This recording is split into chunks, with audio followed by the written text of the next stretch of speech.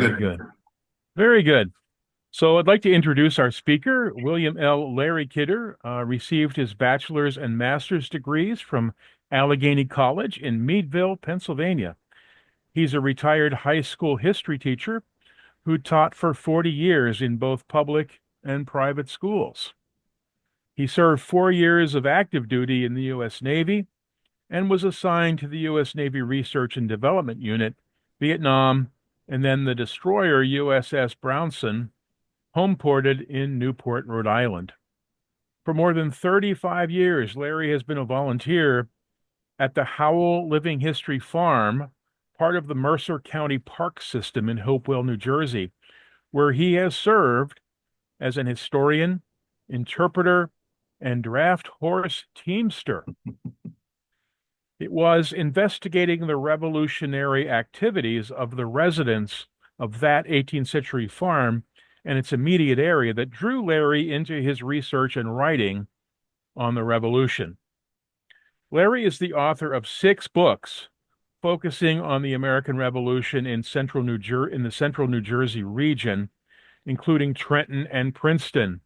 In fact, one of his writings is this classic 10 Crucial Days.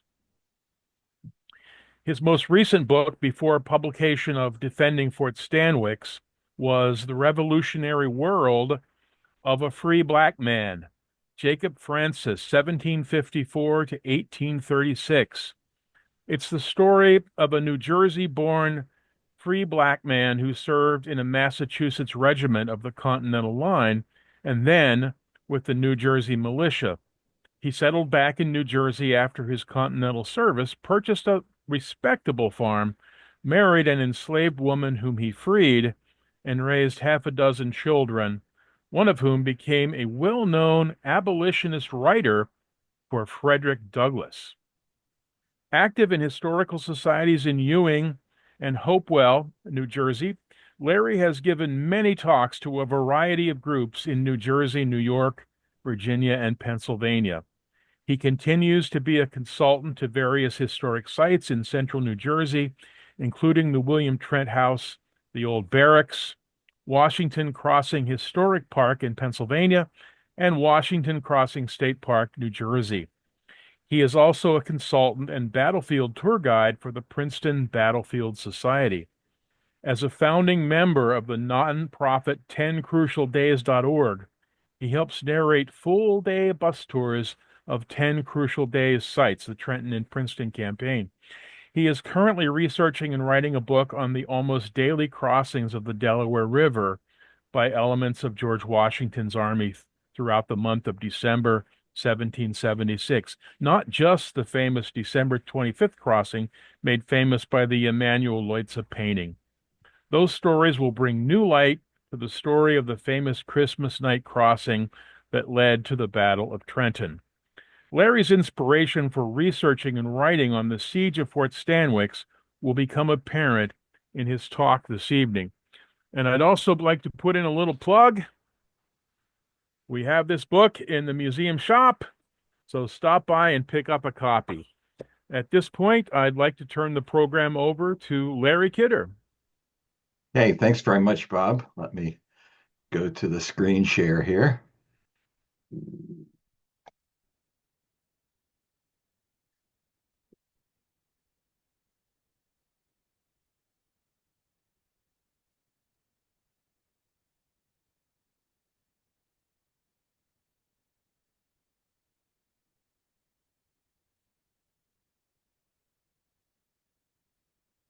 Why it's not coming up here? You want to try it again?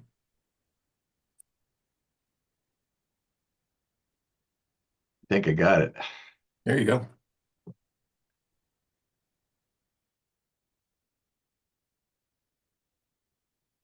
Okay. Is that coming up for everybody? Okay. Yes. Okay. Well, thanks everybody for joining me tonight. I really enjoyed talking about Fort Stanwix and other elements of the Revolution, as you got from Bob's introduction. It's been a long time in the process of creating this book through its research and writing. And as you said, we'll let you know just why I got out of New Jersey for one of my stories, and it's one that is very special to me, as you'll see. But anyway, I think that if you know anything about the Battle of Saratoga and the events leading up to it, you may have heard of the siege of Fort Stanwix. And we'll talk a little bit about that and also about how I tell its story in the book. First of all, I think it's important to recognize that there's going to be several themes in the story. It's not just a military history of the siege. It goes into a lot of other elements of life at that time and in that area. For example, uh, we all probably know, but we don't often really dig deep into the idea that the American Revolution was a civil war as much as it was a war for independence. And that is very evident at Fort Stanwix. We also need to be aware that just to say that a Continental Army unit was stationed at the fort doesn't tell us about the nature of the Continental Army at the time of the siege. This is fairly early in the war, and the Continental Army did not start out as a full-fledged organization with all the details that it had at the end. And so it's in an evolutionary phase, and that's going to affect the troops that are defending the fort. It's also out on the frontier. Uh, it's she'll show that on a map in just a second, but the experiences that the soldiers had there were somewhat different than those experiences, for example, that they had in New Jersey or around New York City, something like that. There were also civilians involved in the siege, and we need to look at that. For the soldiers, morale was a tremendous problem for various reasons, and we'll get into those. And because morale was a problem, discipline was a problem. Discipline was not uncommon as a problem in the Continental Army at times, but we'll see. In the book, I talk more about it, but we'll see some of it and what was causing the soldiers to desert, for example, or try to desert, or to not work as hard as they could, and that kind of thing, so that they got disciplined. One of the things that, in terms of discipline, that keeps coming around is being flogged various amounts. And at the fort, the men were flogged at a post that was affectionately known as the adjutant's daughter. And it was located right in the parade ground of the fort. Sometimes they would attach four men to the post, and they would all be being flogged and whatnot. The idea being, okay, morale may be bad, you may get in, you may do things that are undisciplined, but we wish you wouldn't, and maybe we can put that in your head that you don't want to get flogged. But it didn't really help much, to tell you the truth. The flogging continued all the way through. One of the issues of being out on the frontier, they were separated from the main army. They didn't work for Washington. They worked for the commander of the fort, and Washington was far away with the vast majority of his troops. Basically, the officers, especially, but even the enlisted men, wished they were somewhere else than at Fort Stanwix. And they're going to be there for a while, and that's just going to grow. So all of those things are background to what's going to happen. Now, just to put it in a geographical area, you all know what I highlighted there, right? Fort Niagara, and then across the state, almost 2/3 of the way across, in what is today Rome, New York, is where Fort Stanwix was. Just to look a little closer at the region, uh, notice that it's the Mohawk River Valley. It's also part of a transportation route, uh, a highway, if you will, between Lake Ontario and the Hudson River. And there's going to be a point where the boat's got to get out of the water and be taken over land. And that's going to be at the Oneida Carrying Place uh, between Wood Creek and the origins of the Mohawk River. And that's where Fort Stanwix, also known as Fort Schuyler, that we'll talk about, is located. Note that most of the dots here, the uh, six-sided figures there, are Indian, Oneida Indian, oh, excuse me, communities. And there's the squares are forts, and the circle is a white settlement, a colonial settlement. So you can see they're living mostly with the Indians. The dotted line that comes across between Oriska and the Oneida Castle is part of that Proclamation of 1763 line, supposed to separate white settlement from Native American settlement. And you can see that Fort Stanwix is practically right on that line. And that's going to be a major factor in a lot of the things that happen there, in addition to the siege. The Carey Place is highly well known in that area, and it's plays a role not only at the siege, but throughout the history of that section of New York. So it's well marked and well known today. Fort Stanwix was constructed originally in 1758 during the French and Indian War, the 7 Years' War. This is a model that's actually at Fort Stanwix that shows the structure, the construction of the original fort. And you can see that it's in a style that's known as the Vauban style, after a Frenchman who was a military engineer. And one of the key elements of that, and one that played a big role in the siege, were the four bastions at the four corners of the fort. As you can see, the fort is designed in such a way that defenders can shoot against attackers from various angles and cross angles. And that's really one of the key things of the Vauban fort. Notice that it is not made of stone. This is made of wood and earth. And that's going to play a big role in the siege also. That fort isn't going to do too much in the French and Indian War, and it's going to be abandoned in 1767. The word abandoned is very important there. At the time that it was abandoned, it was believed that the fort had been destroyed. It had been knocked down, not just abandoned, but put out of commission completely. And that's going to play a role. And it definitely was just abandoned, not destroyed. It's not going to be in good shape because Mother Nature is going to play with that dirt and that wood and everything, and it's going to be deteriorated. After the fort was abandoned, and while the fort existed during the French and Indian War, there were some settlers who came into that area and settled nearby. John Roof and his wife Mary, John was from Germany, set up there, and he was set up as an innkeeper on that Carey Place. A lot of traffic going through there. They needed help.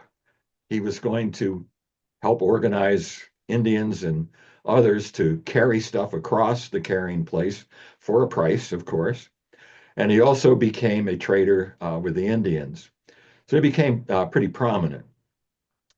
Just to give you an idea, his son was born at Fort Stanwix in 1761 during the first stage of the fort. And he's going to be active at the time of the siege also. Other people who settled, there's a mysterious man named Brodock. There were two retired British soldiers, I believe, both of whom had been in the garrison of the first Fort Stanwix. And there was a French fur trader. I point this out because this is typical of the Mohawk River Valley in the fact that the white people particularly came from different countries, had different backgrounds. So it was, not a settlement of just one type of person. It was very diverse.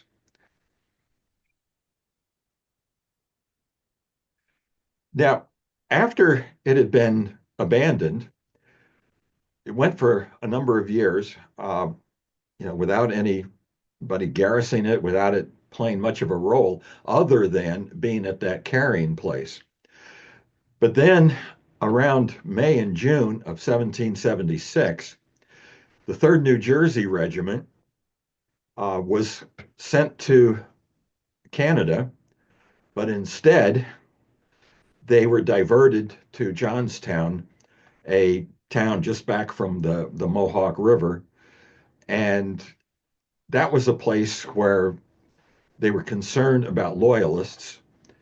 And a man named John Johnson, Sir John Johnson, who was theoretically not opposed to the war for independence. He was supposedly not getting involved with it, but they learned that he had been getting involved and been raising loyalists to resist the Patriots and that sort of thing. So the 3rd New Jersey was sent there to arrest him and to deal with those loyalists. He escaped, he got out of town and took a lot of his followers with him. And they are going to actually form a loyalist regiment that's going to come back and participate in the siege on the British side. This again is going to get into our idea that this is going to be a civil war and not just a war for independence, like I said. Sir John Johnson was the son of a very famous individual who I believe spent some time at Fort Niagara also, Sir William Johnson. And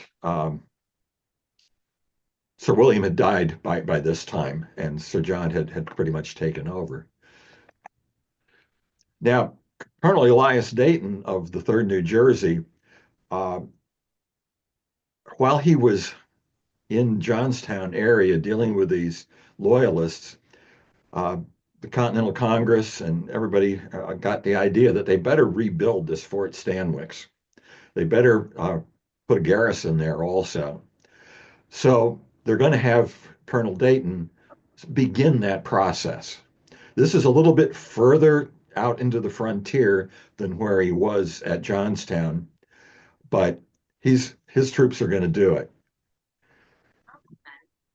Notice they're only going to be there until October of 1776, having arrived in June. On the previous slide, I indicated that they are a Continental Army unit of the 2nd Establishment. The 2nd Establishment really was organized in January of 76, and it was 1-year enlistments that were going to be up in December of 76. You know about George Washington and Trenton at the end of 1776, feeling that he was going to lose his army. Well, that's because their enlistments were going to be up as 2nd Establishment. So that's why Colonel Dayton gets out, leaves in October, because he's getting to the end of his enlistment period. During the time he's there, he has a Continental Army engineer, Major Nathaniel Hubble.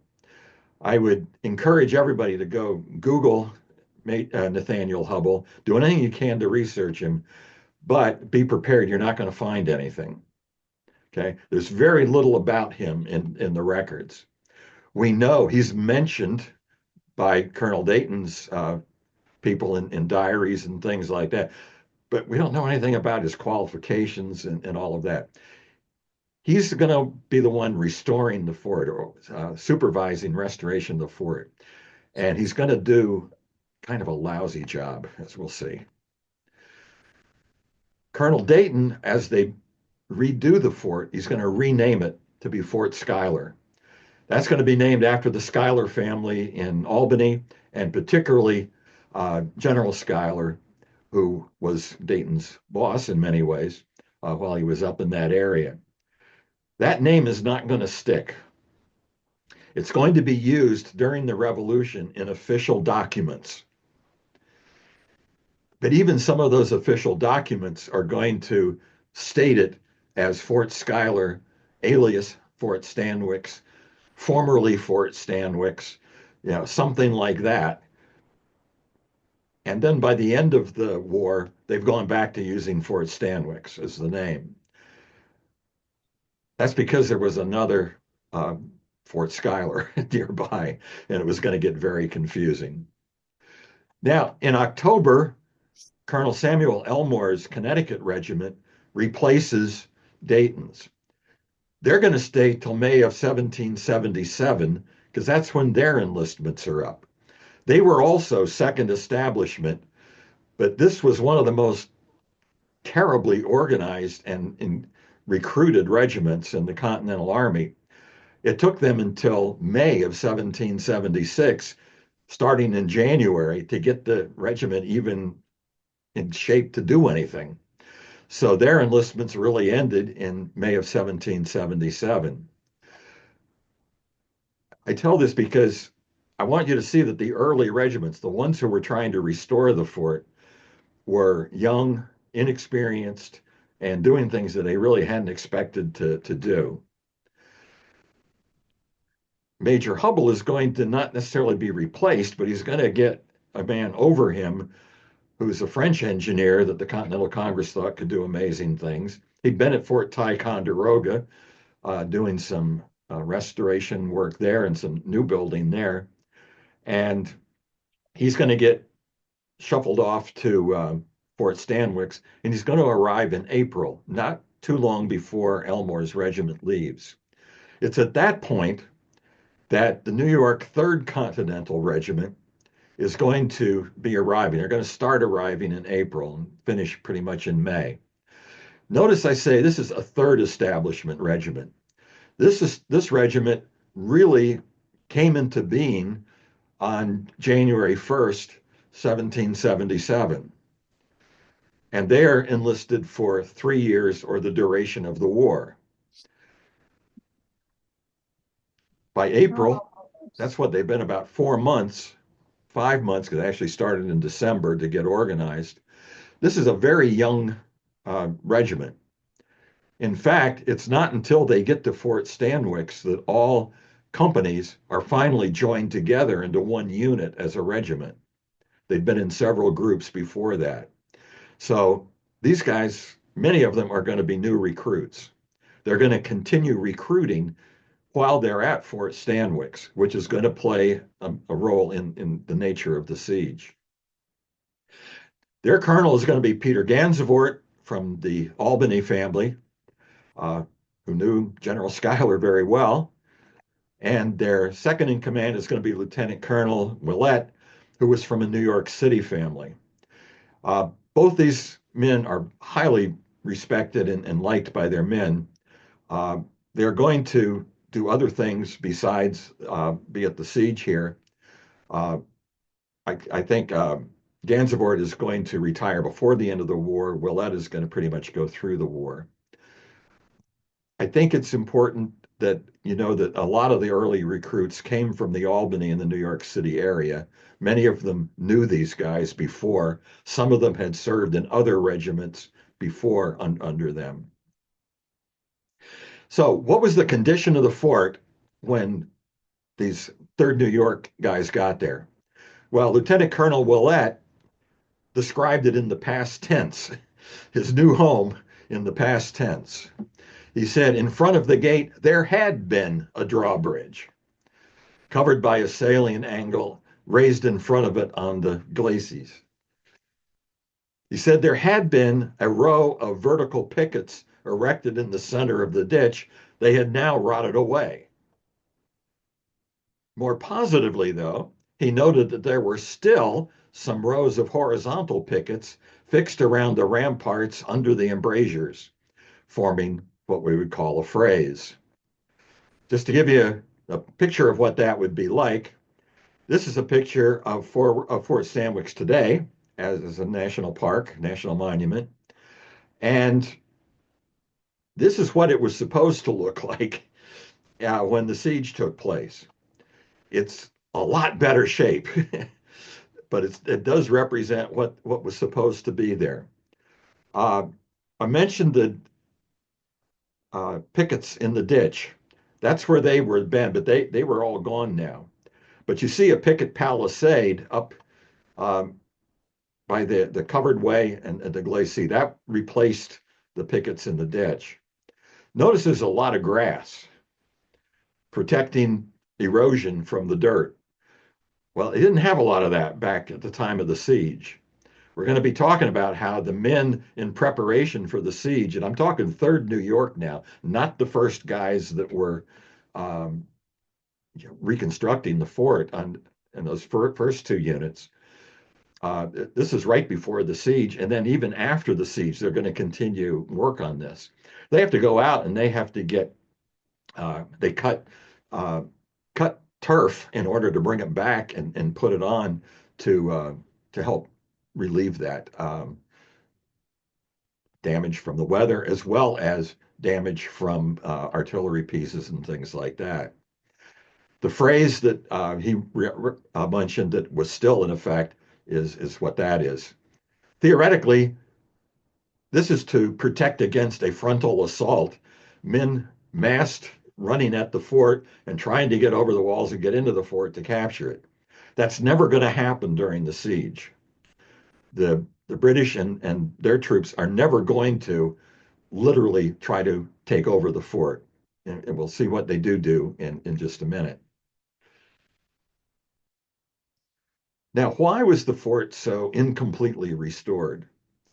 One of it was insufficient manpower. It was basically the soldiers stationed there who were going to be the workers to reconstruct it.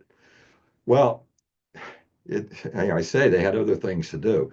They had guard duty. They had to watch out for loyalists. They had to watch out for Indians who were allied with the British who would attack them when they went outside the fort. They had to learn how to be a soldier. They had drill.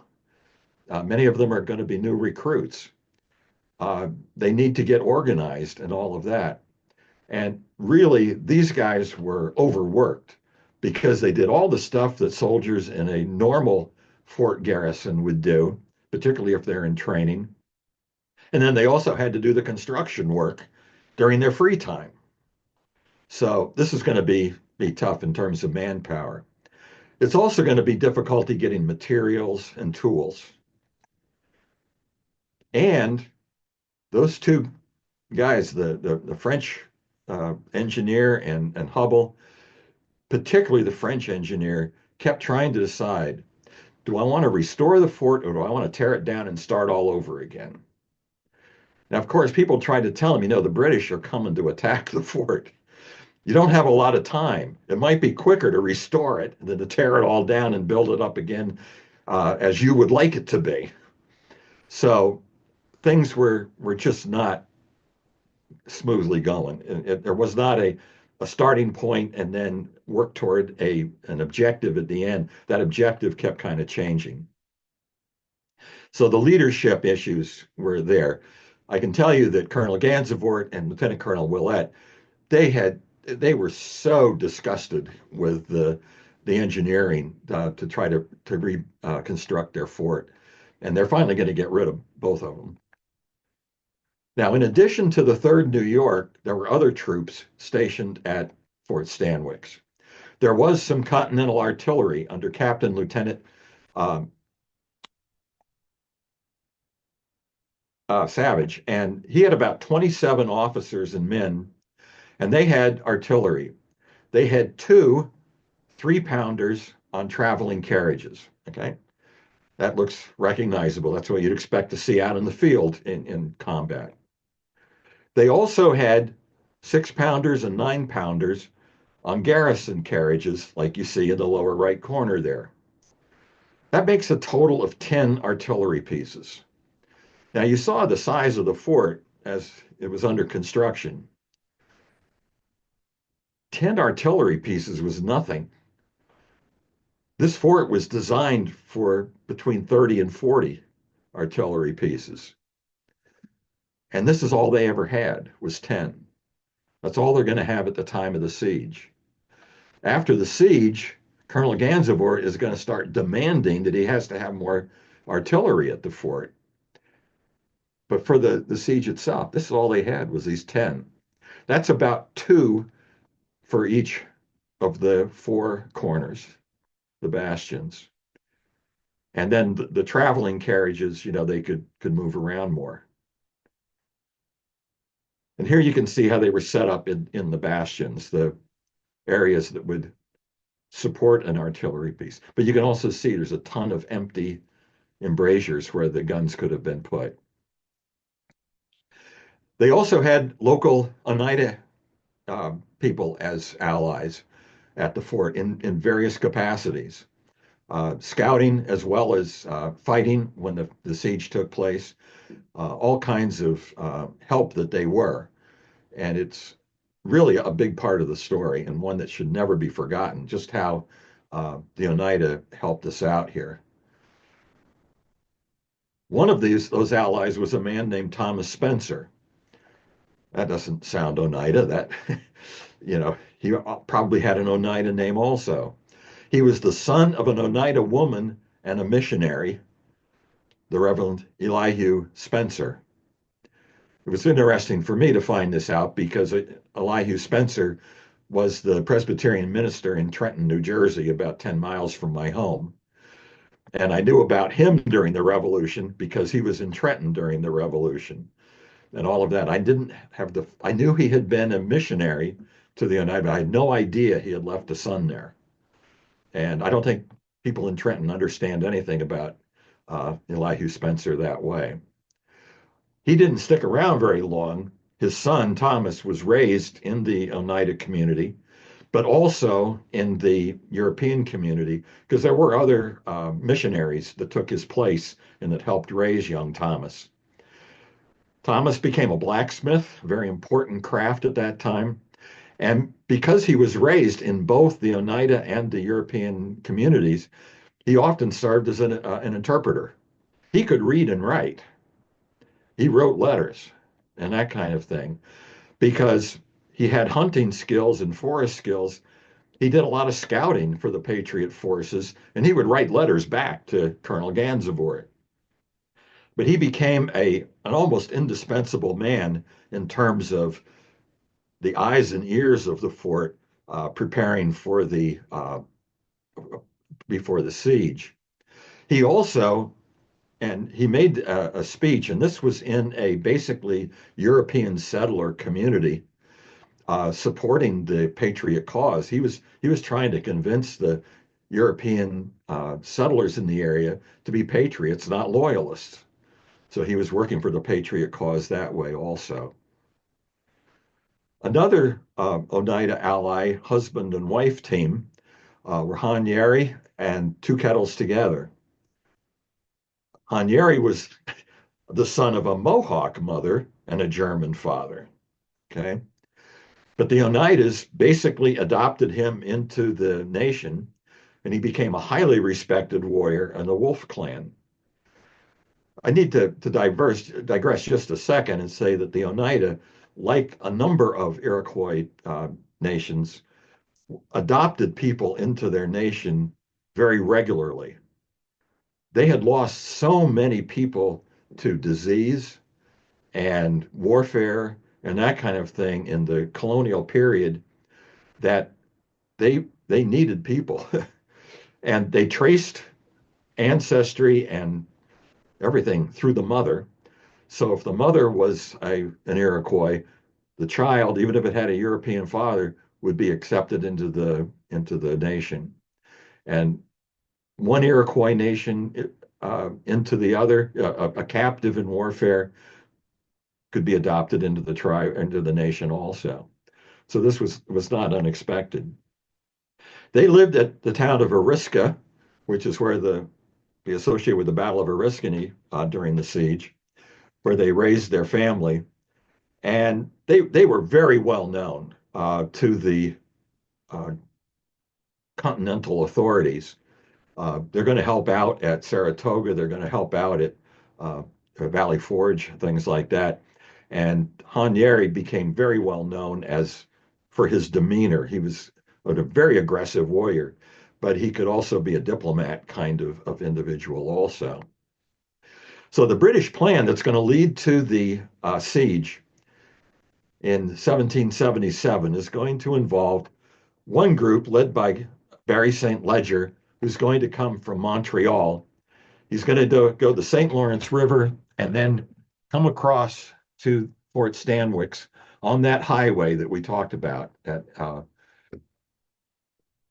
waterway highway that dates back to the colonial period. Now, St. Ledger is about 39 years old. He had served in the 7 Years' War. He's a British veteran, and he's got two problems when they appoint him to be in charge of a force to go down to Fort Stanwix and take it over. He didn't know much about the wilderness, and he had never worked with Indians. So he's going into the wilderness, and he's going to be working with Indians, and he just has no experience in that area. He was given the rank of brigadier general from lieutenant colonel, bypassed colonel, if you will, but it was temporary. It was called what they call a local rank. It was because he was commanding a force that normally would be commanded by a brigadier general, but they didn't have one. So they had put him into that spot. They put him, Burgoyne actually promoted him to that because, for one reason or another, Colonel St. Ledger was the most senior lieutenant colonel that Burgoyne didn't take with him to come down to the area that was going to be the Battle of Saratoga. So, this was not the most significantly well done appointment, and that's going to play a role in the siege. The forces he's going to bring are going to be very diverse. He's going to bring several regiments, portions of regiments of the British Redcoats, the 8th and the 34th Regiments. They're going to bring a certain number of Jaegers, Hessians. Jaegers are light infantry recruited from forest people, huntsmen, things like that. The numbers of them, depending on what you read, they were supposed to be several hundred of them, but it appears that they didn't all get there. They would be distinguishable. They wore green coats and they used rifles instead of muskets. So they were an elite sort of group. He also brought 42 artillerymen with 2 6-pounders, 2 3-pounders, and 4 mortars. That looks to me like 8 cannon, right? So 8 cannon are going to attack 4 cannon at the fort, okay? And notice these are pretty lightweight artillery pieces. These are not big guns. These are smaller guns. These are more like field guns rather than siege weapons. That's going to be a big part of the siege. He also brought some Canadian militiamen. You see how diverse this is, redcoats, Hessians, artillery, infantry, militiamen, and then, because it's a civil war, remember Sir John Johnson going off, escaping from Colonel Dayton when he came. That regiment is going to come back with St. Ledger, and they're going to attack the fort. They know a lot of the people in that fort and around that fort. So this is definitely civil war. Loyalist John Butler is another man from the Mohawk River Valley. His guys, his loyalists, are also part of the Civil War that's going on in that area. I think I almost laughed when I saw this quoted statement here in the British description of who should go with St. Ledger. After they talk about specific regiments and that kind of thing, and they say, oh, yeah, and a sufficient number of Canadians and Indians, whatever that was. And you get the idea that it was, around 1,000 or so, at least.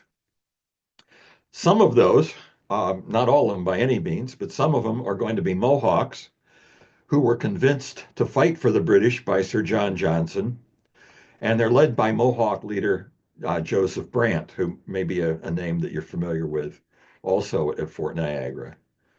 Uh, he's the brother of Mary Brant, who was Sir William Johnson's Mohawk mistress and housekeeper.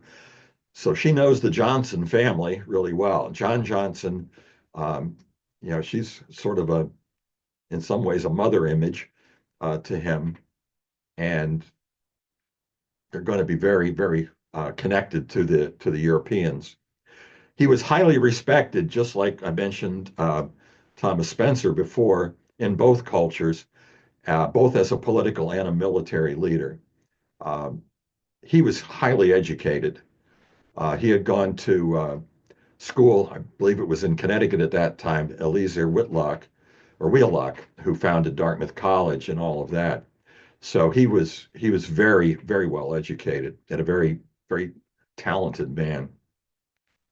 So the plan is going to be, or be carried out. Burgoyne is going to lead his troops down through the Lake Champlain and Lake George area, starting on June 13th.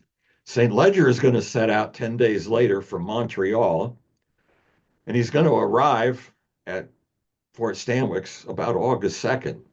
It's going to be about almost 40 days in that descent to Fort Stanwix. And during that time, St. Ledger is going to be sending out scouting parties into the area to scout out Fort Stanwix and to, you know, get a lay of the land and all of that, and also do some attacking. There's going to be attacks on Fort Stanwix. We don't call it part of the siege because they never actually got to the fort. They did stuff outside the fort. They would raid working parties from the fort. They would raid people who were traveling through the area doing commercial things. It was just not necessarily the siege itself. Some of the things that happened on June the 25th, two men from the 3rd New York, Captain James Gregg and one of his corporals, Samuel Madison, decided to go out hunting for passenger pigeons. There were a lot of there was a whole a ton of passenger pigeons came here. They were infested with them, and they went out with their muskets to shoot some for food. Well, they really weren't supposed to do that. There were orders not to leave the fort and go shoot the birds because it would, you know, alarm people in the fort, gunfire near the fort, things like that. Well, Captain Gregg even took his nephew. His nephew's father had died, and James Gregg had pretty much taken over the father role for his sister. And this young man was his fifer in his company. Fortunately, they didn't get too far outside of the fort before Gregg told his nephew, "Oh, you got to go back." He knew that they were not supposed to be doing what they were doing and it could get into all kind of trouble. So he sent his nephew back. That's probably going to be good. They were out what they thought was enough distance from the fort that their guns would be heard when they shot at the pigeons. So they were a ways. But they were encountered by one of those groups that we just saw, that were sent out to scout the fort. Madison is going to be killed immediately by rifle fire from the Indians, and Gregg is going to be very badly wounded, and they're going to scalp him, even though he's still alive. He actually is pretending to be dead, and even while they're scalping him, he pretends to be dead. They go away and they leave him there, and he passes out but comes to. I didn't say this, but he also brought his dog with him. Okay. And so the dog is going to go out to get help. The dog's going to, lick him, revive him, and that kind of thing, and then go get help. And the help is going to find him, and they're going to take them both back to the fort. And Gregg is actually going to live. They thought he was going to die. They didn't think he was going to survive, but he actually is going to be sent away to safety, and he's going to actually recover and then come back and be captain again of his company. He always liked to show people where he was scalped. That became well known, one of his characteristics. He especially liked to show women, oh, this is where I was scalped. Have you seen it? He probably never did recover completely. He died young, but he did get through the war. Then on July 3rd, Ensign John Spoor was captured. He was leading a fatigue party going out to get sod to put on the walls of the fort. He had, a dozen men or so with him. They got surprised by one of those Indian raids, and several of them were killed and scalped, and several of them were captured, and a couple of them did actually escape back to the fort. Spoor was one of those captured. He and the other couple of guys that were captured were actually taken to high officers under St. Leger to be interrogated about the fort. I won't say that they broke down and they gave too much information, but whatever they did, St. Leger didn't believe them. St. Leger thought the fort had been destroyed, and he thought that there were very few people there. It was going to be an easy target. His officers tried to say, General, you ought to go back, you ought to send back and get more cannon before we go there. It sounds like from Spoor and these guys that this fort is a little stronger than you think. But he didn't do that. He's going to be stuck with those 10 cannon. On July 27th, a couple of weeks later, three teenage girls who belonged to those civilian settlers that we talked about, right by the fort there, they go out picking berries, not too far from the fort. They didn't go as far as Greg and Madison had gone. They get attacked. Several of them are killed and scalped. One of them, who was pretty badly wounded but not scalped, came running back to the fort, and she survived. But several, like I said, these girls, this was civilians that the people sent out by St. Leger were taking down, and Gansevoort got just really upset about that. He said, if you're going to fight the men, that's one thing, but teenage girls, come on. So the next day, Gansevoort decided he's got to get civilians out of here. By this time he knew, mostly from Thomas Spencer, that St. Leger was getting really close. So he's going to send women and children and some of his injured men back to Fort Dayton, which Colonel Dayton had built about 30 miles further east from the Fort Stanwix, and for safety. Now, I always tell people when they're doing history, if you read what was ordered to some people, don't assume that that's what happened. Okay. Most of the women and children did leave the fort and go back. However, we're going to run into some women during the siege who decided to stay at the fort. And we'll learn about them a little bit as we go along. Well, like I said, St. Leger was basically right on the verge of coming. So he's going to come up Wood Creek, and he's going to go on to the Carey Place and approach Fort Stanwix.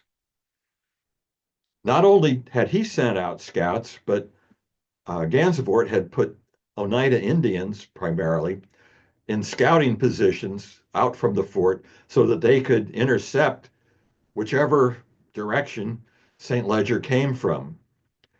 And so on August 1st and 2nd, they're going to start running into these guys. One of these Indians out there is a man named Paul Powless, who was a young guy. I think he was about 17 or 18 years old. He was well known to the fort. He was a very athletic young man. And he's actually going to be confronted by Joseph Brant. And then he's going to take off running, and he's going to get to the fort and get in. And at the same time, he's going to not just go directly to the fort. He's going to run around and he's going to let other Oneida pickets and scouts know that the guys are coming and they better get to the fort.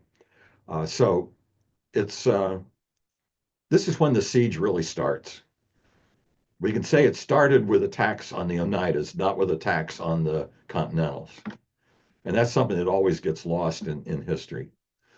I think it's important that you know that the figurine of Paulus is in the Museum of the American Revolution in Philadelphia, as were the figures of Hanieri and Two Kettles Together that I showed you before. The museum there in Philadelphia has quite a um, area showing the contributions of the Oneidas, and it's kind of a neat part of that museum. Well, on August 3rd, when the siege is really getting underway, Gansevoort realized we don't have a flag for the fort. And, the British attacking the fort, if they don't see a flag, they're going to think we're surrendering. So we better get a flag. So they're going to piece together a flag from some red cloth, white cloth, and blue cloth. There is a number of ideas that it was the first Stars and Stripes because the Continental Congress approved the Stars and Stripes a couple of weeks before this. Well, there's no account of this flag that ever mentions stars. It only mentions stripes, red, white, and blue stripes. So it's a little unknown exactly what the flag looked like, but probably one of these two. They wanted St. Ledger decided to ask for the fort's surrender. So he marches Captain Gilbert Tice, who's a loyalist, who's from the Mohawk Valley area. Again, Civil War idea here. They march him into the fort blindfolded. They don't want him to see what the fort's defenses really are, the good things or the bad things about them. They take him into a room in the officers' quarters area, and then they take the blindfold off, and then they talk to him. And St. Ledger says, if you don't surrender now, I won't be able to control my Indians, and you'll have a Fort William Henry kind of experience here. You'll get massacred if you surrender later. So you better surrender now. But Gansevoort says, no, we're not doing that. Well, a little bit later, the local militia and local Oneidas are going to try to form a group to go to the fort's defense, to reinforce the garrison and to try to chase out St. Ledger's guys. These are militiamen and Oneidas. They're all from the local area. Motley Brant tells the British about them, and so St. Ledger sends loyalists, redcoats, and Indians to ambush them on their way to the fort, and they do. And that becomes the famous, very terrible battle of Oriskany. Very high, casualties on both sides. It was a nasty battle. And the militia and the Oneidas are not going to be able to get to the fort. Notice in the picture here, Thomas Sperry, Hanieri, and Two Kettles Together fought in this battle. They went out from the fort, to help get this group together to come to the fort. Thomas Spencer is killed. Hanieri and Two Kettles Together, they survive, and they're going to do a lot more. But poor Thomas Spencer is killed in this fight. There's another casualty that's very interesting. A sergeant from the Tryon County militia is killed. His name was Johannes Ritter. His son was Private Henry Ritter of the 3rd Continental Regiment, 3rd New York Regiment. And we'll learn more about him as we go along. Now, on the same day as the Battle of Oriskany, Colonel Gansevoort sends Lieutenant Colonel Willett out with some men, several hundred men. At first, the idea was to go and help out at Oriskany, but they never get there. They're going to attack Indian camps, British camps. They're going to tear them up and take a lot of stuff. It's going to be a good supply day for the Americans and a bad supply day for the British. St. Ledger is going to try to send some troops that he had kept back, but it's not going to work. And all of the American troops are going to get back, no problem. And they're going to get back with huge amounts of material that the British really need. A lot of it is going to be from the Indians, St. Ledger's Indians, who are going to be disgusted with St. Ledger for letting them lose all their stuff. The next day, St. Ledger tries to make a second attempt at getting them to surrender. He sends, a more detailed, a stronger group of officers to do that. Um, Colonel Gansevoort says, I won't surrender from a word of mouth request. I want it in writing.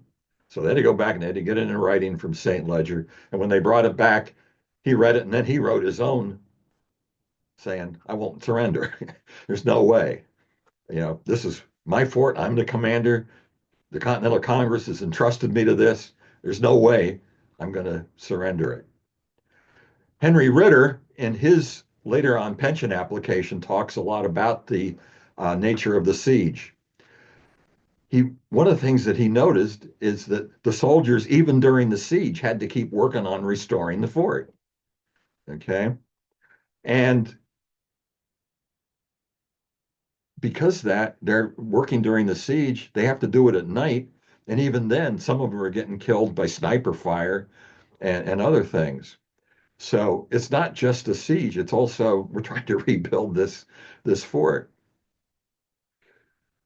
He remembered the siege as the British firing against and into the fort, both with their lightweight artillery and also with rifle and musket fire.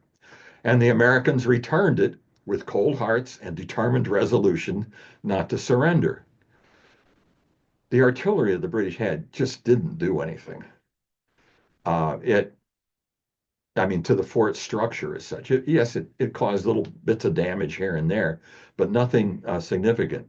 The worst thing was when they would fire an exploding shell into the fort, and the pieces of the exploding shell might hit a couple of people and either kill or wound them.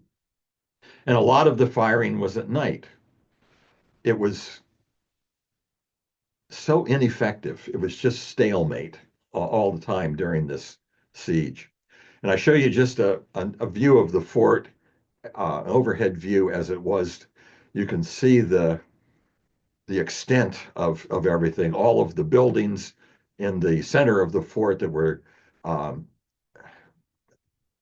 barracks for the soldiers, storehouses. Each of the four bastions had a bomb-proof area underneath it, either for storing ammunition or to serve as a hospital or to serve as a bakehouse to bake bread for the garrison. The British and the Indians are never going to get into the fort. They're only going to fire at it from a distance. And the fort's going to fire back at them. Both sides are going to take casualties. And there were non-military casualties. A lot of the civilians from the area stayed around. Some of them were local militiamen, and there were some also Oneida that stayed around. One shot on August the 10th broke the thigh of a young man who was a servant. He had been raised as a servant by the John Roof family. And they also had a servant girl named Linnea Stefan. And if you remember, that's one of the names of the girls that was killed and scalped that have been out picking berries. So here you have a really sad story. This boy and the girl were both orphans who were working for John Roof, and he had given his consent for their marriage. They were engaged to be married at the time they were killed here at the time of the siege. And this young man had apparently stayed behind, even though he was one of those supposed to go out, they've been ordered out, and came back to defend or stayed there to defend the fort, probably in the anger of the death of his future wife. On August 22nd, British fire an artillery shell that exploded wounded an artilleryman and also Nancy McCarty, the pregnant wife of Private Dennis McCarty. So here you have a woman who didn't leave, remember, with those orders, who was even pregnant and stayed to undergo the siege at the fort. She is well remembered by another private who remembered the artillery explosion took out of her buttock a piece of flesh as large as a man's fist. Okay, this was a notable wound. Several people, probably perhaps other women who stayed behind, like she did, carried her to the hospital in the Bastion, Southwest Bastion, and put her under the care of the uh, regimental surgeon, Dr. Woodruff, same one who had helped Captain Gregg with his scalping. And her husband, Dennis McCarty, was a long time. He'd been in the Army since August of 75. Remember what happened in April, not too long before that. So he's right from the beginning of the war, and he would serve actually till the end of the war. So he was a full war veteran. Now, at the end, the siege is going to end on August 22nd. Two men come into the fort, and one was a local loyalist, well known to the people in the fort, who had been captured as a spy and sentenced to death, but he'd been given the option of going to the fort and giving misinformation to the Indians and to St. Ledger. And he agrees to do that. Now, remember Private Henry Ritter? He remembers seeing this happen, saw the confusion on Colonel Gansford when he was told that St. Ledger had told his men, we got to get out of here.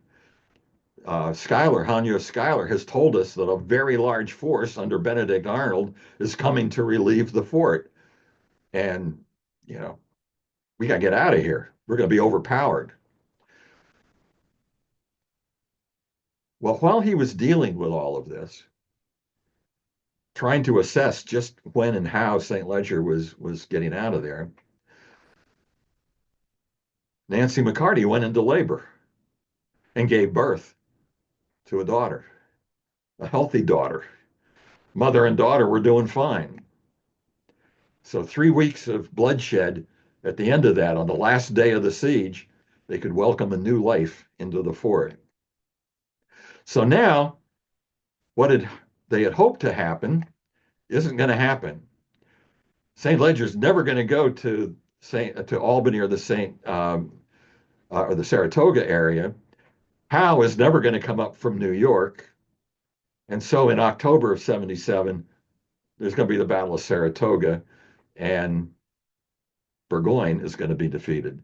So that great British plan of 1777 completely evaporates. And a good aspect of that was the fact that Fort Stanwix never surrendered. So many forts surrendered during the Revolution at that time that Fort Stanwix soon became known as the fort that never surrendered. And Colonel Gansevoort was a hero because so many other people had surrendered forts and he hadn't. Now, after the siege, everyone wanted out. Everyone wanted a furlough. Now, officers can get furloughs easier than enlisted, but some enlisted men even got furloughs.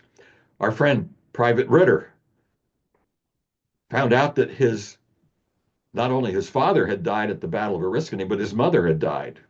He had 7 siblings who now were being raised by their grandfather, who was quite elderly. So Henry Ritter wants a furlough to go visit them and help out. While he's there, he says, I've got to get out of the Army. I got to raise this family. So he and his father go to the local militia people and say, how can we get him out of the Continental Army? And they say, well, we've got this loyalist that we've sentenced to be hung. He has a choice. He can join the Third Continental as a substitute for you, and then we won't hang him. Well, of course, Gansevoort had to accept him. The Continental Congress didn't want the Army enlisting loyalists, or anything like that, even if they promised to come over to the other side. But in this case, they did that. So Henry Ritter was able to get out of the Army and take care of his family. Another man who needed a furlough was Private Peter Schreiber, originally from Rhinebeck, New York. And this is an actual painting of him in old age. He was in the same company, by the way, as Henry Ritter. Peter Schreiber's furlough is probably the most significant furlough of the siege. He wanted to get on furlough to go get married back in Rhinebeck. He did. The woman he married, as far as I can tell, became a camp follower because Peter's going to stay in the war for the rest of the war also. Together, they had about 6 children. Their second child was a son who happens to be my third great grandfather. So now you know why I'm interested in Fort Stanwix and what happened. It was mentioned that I wrote a book about a black man, and it's called The World of a Free Black Man, Jacob Francis. I can't write a biography of Peter Schreiber because he never did a pension file. He never wrote letters. He never wrote a memoir. I knew almost nothing about him. So the book that I wrote is The World of Peter Schreiber, what he had to experience. But life was still dangerous at the fort. There's still going to be Indian attacks. Poor Lieutenant Spoor, who got captured, he's going to get attacked again after the battle. Men are going to lose their lives. They're going to be scalped by loyal Native Americans and also loyalists with the group. And again, this idea of wanting to get the army transferred to be with Washington, not to be out on the edge of the frontier where life is somewhat boring, except that it's so dangerous. But, it's just day after day, the same sort of thing. And they've been now for over a year. It's going to take until November of 78. Remember, they arrived in April of 77. It's going to take till November of 78 that they're going to get out of Fort Stanwix. And they are going to do some other things, but and they're going to be more with the main army, but it's not going to be right away. There's going to be some other movement that isn't real exciting for them before that happens. But anyway, that's the story of the siege and what the book is about. I've tried not to go too long here by telling you too many stories about people and what they experienced, but I hope you get the idea that this was a rather unusual siege in how it played out with the lack of enemy artillery and the fact that it was never really attacked. It was shot at, and the people had to put up with that and deal with having people wounded around them all the time and killed occasionally and that sort of thing. And the fact that this was just part of a civil war. That's going to go on. The Mohawk River Valley with Fort Stanwix is going to continue to be a center of activity for the rest of the war. There's not going to be another siege, but there's going to be a lot of military activity. So that's the story. And these are the other books that I've written, including The Revolutionary World of Jacob Francis. So I hope you enjoyed. Thank you very much. We're going to open up to a couple questions. There were a couple questions on chat for you, Larry. Didn't St. Leger's Indians comment that the British artillery was as effective as tossing apples into the fort? Yeah, just about. Yeah, the Indians were not impressed with St. Leger. I can tell you that. And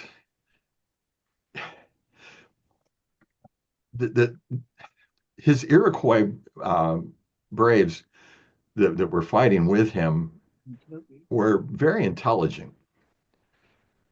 They didn't want to get into a situation where they're going to throw themselves away, throw their lives away without it having a real meaning. and they felt that to attack this fort on foot, From Pennsylvania. if we're going to get killed, and it's not going to mean anything. And and as they watched St. Ledger Margaret Kellerman.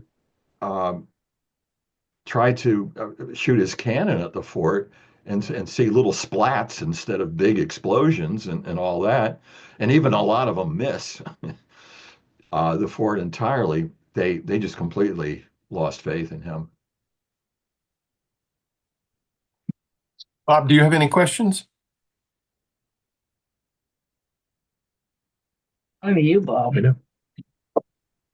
No, I thought that was great. I really enjoyed the human stories of this whole siege. I mean, I've read a lot of accounts of the siege, more from the 30,000 foot Mm-hmm. perspective, Mm-hmm. but really appreciate you digging into the human stories and the details Mm-hmm. of what happened in August 1777. Right. So we thank you very much with us Colonel tonight. McNave mentioned, did you know that an Army unit has Fort Stanwix in its unit crest? Oh, I didn't know that. Cool. Anybody else have any questions? I can tell you more about that crest if you want. Sure. Great. Yeah. It's the 390th Regiment, and its crest is a picture of a top view of Fort Stanwix with three rivers running through it. Mm-hmm. Uh, the regiment is coming to Fort Niagara in 2 weeks, Bob.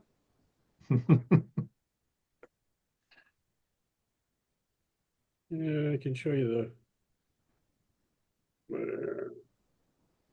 Oh yeah, for the Yeah, cool. Yeah, very nice. Yeah. What do you think would have happened if the British had more artillery? Well, that's a great question. A lot would depend on how much they had, how long it would take them to get there. Um, it could have been decisive if it was enough, but you also got to think it was not easy to get that artillery there. Um, I'm not surprised that they wanted to stay with lower weight stuff. And I mean that not only the shell it was or the cannonball it was fired, but just the weight of the um, equipment, the limber, everything. And it, but I think that it could have been a factor to help St. Ledger have a better outcome. And I know Gansevoort feared that because I said he asked for heavier artillery and lots more of it after the siege. If those guys had had artillery, we wouldn't have survived. He got very vocal about the need for more artillery at the fort. Thanks for sharing that pin on chat, Yes. Greg, or rather the crest. There was a question about recent visit to Fort Stanwix. Has anybody been recently? How far away really is it from? You had put it on your map. Do we have a mileage from Fort Niagara? How far away it is? Any That I'm idea? not, that I'm not sure of. It's about three. Give yourself 3 hours and a quarter Yeah, to get there that's from Fort Niagara. What's there now? Is it a worthy site to go visit, or at is Fort it? Stanwix. Well, yeah, Yeah. it's a national park, if you will, national monument. They have lots of good program there, and they maintain the fort very well now. And there's other sites in the area, the Mohawk Valley area, not far from it, that Oriskany's are close. also worth visiting. Did you know the motto under that crest? Kayin Saha means the flag still flies. Did they think it was the Stars and Stripes? No, the regimental history just says that the flag still flew at the end of the battle. Oh, okay. Yeah. Well, that's definitely true. Yeah. Just a note from the Tuscarora History Group. They'd like to thank you for your presentation. Oh, thank you. And if we have no more questions, just a note that this presentation, after we edit the horrible beginning we created, um, we're gonna go ahead and post it on the Fort's YouTube channel. There'll be links from the website, also off of social media, so you can go click for those that were a little bit late to come into it. And also, we had canceled somebody who was trying to record it. Sorry about that, but we have to deal with rights and whatnot. So, but you can watch it once it's posted. And we want to thank you again, Larry. Brilliant presentation. And Bob, do you have any closing notes? I just uh, second that. Thank you. If they can even hear me. Yeah, we heard you. You said thank you, or second the thank you. Right. That thank you, Larry. Thank you so much. I have uh, I have 80% of your books in my library, and I enjoy them very much. So Oh, when I thank you. reached out to you to do this tonight, I was really hoping that you'd agree, and we're very grateful for your time and your expertise. Well, I really appreciate the opportunity to tell the story. It's obviously I like it. And I appreciate everybody's interest. Thank you and good night, everyone. Yeah, come buy the Right. book. Yeah. See you Monday, Bob. Righto.